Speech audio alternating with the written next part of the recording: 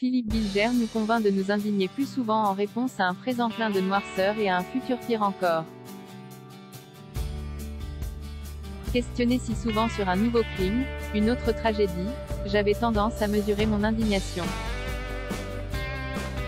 Je soulignais que demain serait pire à cause, notamment, de l'inventivité de la malfaisance et des méfaits renouvelés de l'intolérance. Dorénavant, cette attitude de ma part ne serait plus admissible.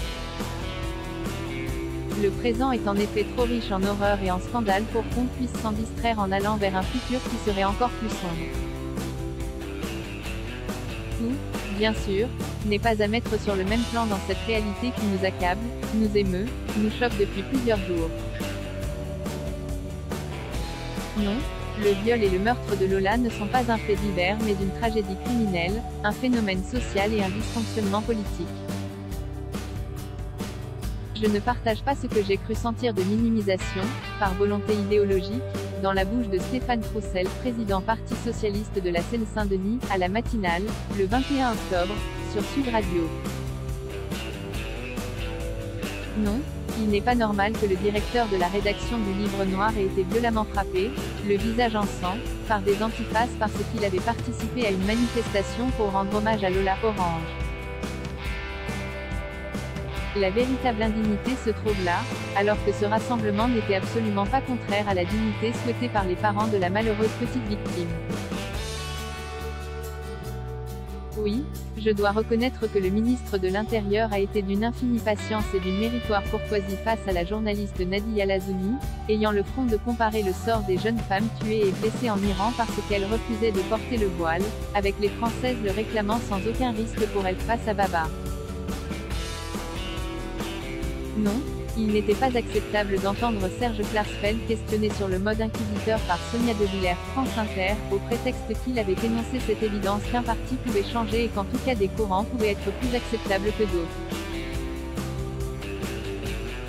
Le concept de grand remplacement peut être qualifié d'absurdité mais il demeure dans le registre social et politique, il n'a pas à être stigmatisé comme une faute morale. Certains adversaires du Rassemblement national me donnent l'étrange impression de considérer comme une catastrophe l'évolution positive au sein de ce parti, comme si on les privait alors de leur haine quotidienne. Pour terminer, je voudrais m'attacher à la dénonciation d'un vrai déni démocratique. Non pas l'utilisation du 49-3, même si je concède à ma grande honte que le bouleversement apporté par une motion de censure votée par des oppositions antagonistes ne m'aurait pas forcément déplu. Mais je comprends les prudents demeurant chacun dans leur case parlementaire. Le 49-3 est survenu dans des conditions qui ne sont pas, il convient de l'admettre, déshonorantes de la part du pouvoir. Il y a eu un moment où il était devenu nécessaire. L'authentique déni démocratique, en revanche, a été dans l'exclusion par principe de tous les amendements La France Insoumise et Rassemblement National. Quel mépris. Certains, d'abord, étaient sans doute pertinents. Et je continue à trouver choquante cette notion d'arc républicain répudiant des députés républicains dans le sens où leur élection à l'Assemblée nationale vaut largement en qualité et en dignité celle des parlementaires agréés par le pouvoir.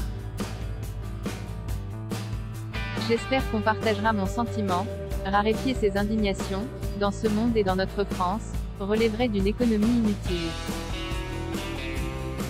Libre propos d'un inclassable price, 12,50 € d'issue et new available from 8,51 € le mur des comptes price, 18,90 € 31 UCED et new available from 2,37 € 20 minutes pour la mort, Robert Brasillach, le procès expédié price, 12,99 € 1 UCED et new available from 12,99 €.